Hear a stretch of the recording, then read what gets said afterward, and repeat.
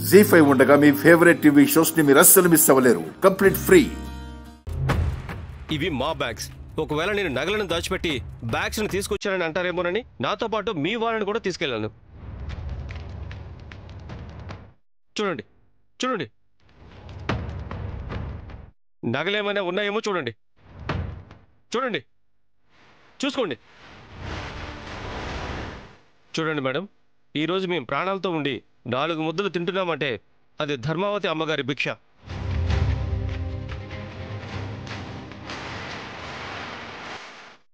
అన్నం పెట్టిన ఇంటికి కన్నం వేసే దుర్మార్గులం కాదమ్మా. దయచేసి మరోసారి మమ్మల్ని ఇలా అనుమానించి బాధ పెట్టకండి. అమ్మా, నిశ్చితార్థానికి ముహూర్తం సమీపిస్తోంది. రఘు, నగలు లేవు, ఏమీ లేవు. ముందు నువ్వు వెళ్ళి కూర్చో. అమ్మా నువ్వుండు. నిశ్చితార్థం 10 నిమిషాలు లేట్ అయినా కొంపలేం మునిగిపోవు. కానీ నిశ్చితార్థం అయిపోతే ఎవరి దారిని వాళ్ళు వెళ్ళిపోతారు. అప్పుడు నా నగలు ఎవరు కొట్టేశారనేది, ఎలా పోయాయి అనేది అర్థం కాకుండా పోతుంది.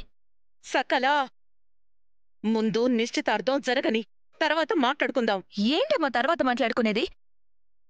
నువ్వు ఎంతసేపు నిశ్చితార్థం నిశ్చితార్థం అని ఆలోచిస్తున్నావు తప్ప నగలు వేళ్లు తీలేదంటే మరి ఎవరు తీసుండొచ్చని ఆలోచిస్తున్నావా?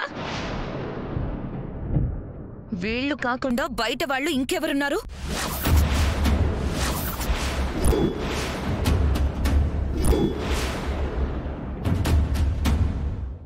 నగలు ఇంకెవరు తీయడానికి అవకాశం ఉందని కనీసం నువ్వు ఒక్కసారైనా ఆలోచిస్తున్నావా? అంటే ఏంటండి మీరు అనేది? మీ నగల్ని మేము తీసామని అంటున్నారా? అలా అని నేను అనడం లేదు. ఎవరో ఒకరు తీయకపోతే ఎలా మాయమవుతాయని అంటున్నాను. సరేనండి, మా బ్యాగులు కూడా చూసుకోండి. అప్పుడు మీకే అర్థం అవుతుంది మమ్మల్ని తప్పుగా అపార్థం చేసుకున్నారని.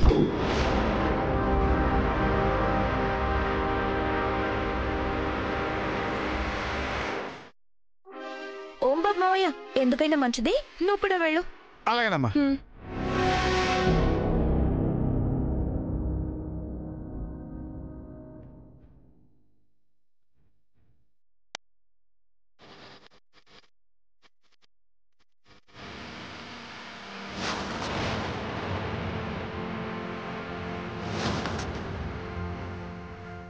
చూసుకోండి, మీ కళ్ళారా చూసుకోండి. ఎవరూ తీయకపోతే నగలు ఎలా మాయమవుతాయని మమ్మల్ని అనుమానించి మాట్లాడారు కదా. ప్రాణం పోయినా దొంగతనం అనే ఆలోచన మాకు అస్సలు రాదు. అది మీకే అర్థమవుతుంది. చూసుకోండి చూసుకోండి.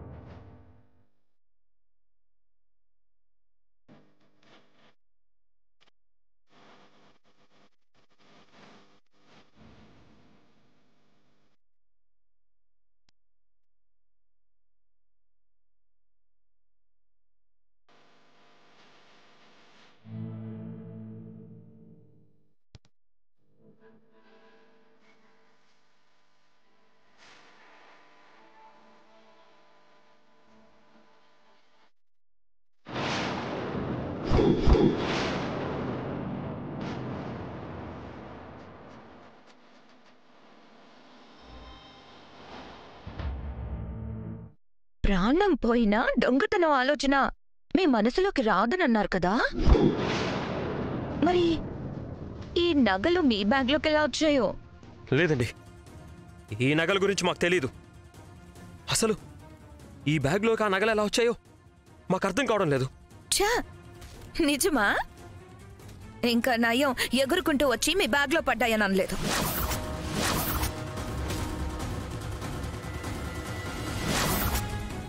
కార్తీక్, ఇంకా చూస్తావేంటి? ఈ లో క్లాస్ వాళ్ళని తీసుకొచ్చి నెత్తి మీద పెట్టుకుంటే ఇదిగో ఇలాంటి లో క్లాస్ బుద్ధులే చూపిస్తారు.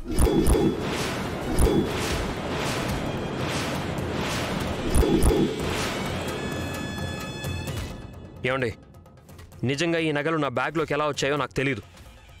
అనవసరంగా మీరు మాట జారకండి. మాట జారడం కాదు, నమ్మి ఆశ్రయమిస్తే దొంగతనం చేసినందుకు చెయ్యి చేసుకోవాలి. సకల చూడండి, మా అన్నయ్య ఏ తప్పు చేయడు, దొంగతనం అస్సలు చేయడు. ఎక్కడ ఏదో పొరపాటు జరిగింది. ఎవరో కావాలని మా మీద నింద వేయాలని చూస్తున్నారు. చాలే ఆపు. దొంగతనం చేసిందే కాకుండా ఏదో పెద్ద నీతిమంతులు మాటలు చెప్తున్నావు. కార్తీక్, ఇంకా అలాగే ఉన్నావేంటి? వీళ్ళ నిజ స్వరూపం ఏంటో కళ్ళారా చూసావు కదా, మెడపట్టుకుని బయటికి గెంటేశాయి.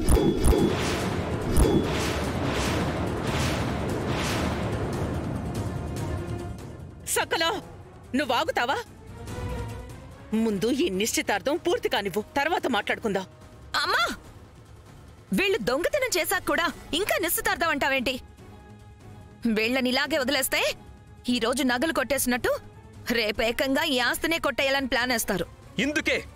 ఇందుకే నిశ్చితార్థం ఇక్కడ వద్దు అని చెప్పాను. 1కి 100 సార్లు చెప్పాను.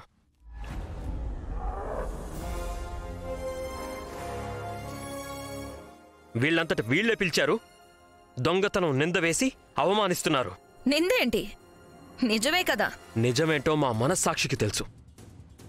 ఈ నగలు ఈ బ్యాగ్లోకి ఎలా వచ్చాయో ఆ దేవుడికి తెలుసు. రాధి, మనం ఇంకొక క్షణం కూడా ఇక్కడ ఉండాల్సిన అవసరం లేదు. వెళ్దాం పదండి. పద. భార్గవ్, ఆగు. శుభం అంటూ నిశ్చితార్థం జరుగుతుంటే ఏంటిది? అమ్మా, మీకు నమస్కారం అండి. జరిగింది చాలు. మేమిక్కడే ఉంటే మా మీద ఇంకెలాంటి నిందలు వేస్తారు? ఈ నిందలు తట్టుకునే శక్తి మాకు లేదండి. భార్గవ్, ఒక్కసారి నేను చెప్పేది కూడా విను. దయచేసి మమ్మల్ని వెళ్ళనివ్వండి ప్లీజ్. చూడండి బావగారు, మీకు మా చెల్లెలతో పెళ్లి కావాలంటే ఏ గుళ్ళోనో చేస్తాను, అంతేగాని ఇక్కడ మాత్రం కాదు. మీకు వీళ్ళు బాగా కావాల్సిన వాళ్ళు అయినా సరే ఇక్కడ నిశ్చితార్థం పెళ్లి జరగడానికి నేను ఒప్పుకోనంటే ఒప్పుకోనంతే. సూపర్. దొంగతనం చేసి దొరికిపోయేసరికి తప్పించుకోవడానికి చాలా తెలివిగా డ్రామాలాడుతున్నారుగా. ఆపండి, ఆపండి. ఇంకొక్క మాట మా అన్నయ్య గురించి తప్పుగా మాట్లాడితే సహించేదే లేదు, ఊరుకునేది అంతకన్నా లేదు. దొంగతనం చేసిందే కాక ఇంకా నోరు లేస్తుందేంటి? అక్క, ఒక్క నిమిషం. ఈ దొంగతనం జరిగింది ఒక పోలీస్ ఆఫీసర్ ఉన్న చోట.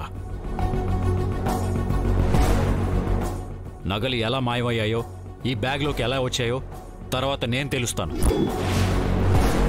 జీ5 యాప్ డౌన్లోడ్ చేసి అన్ని ఎపిసోడ్స్ పూర్తి ఉచితంగా చూడండి.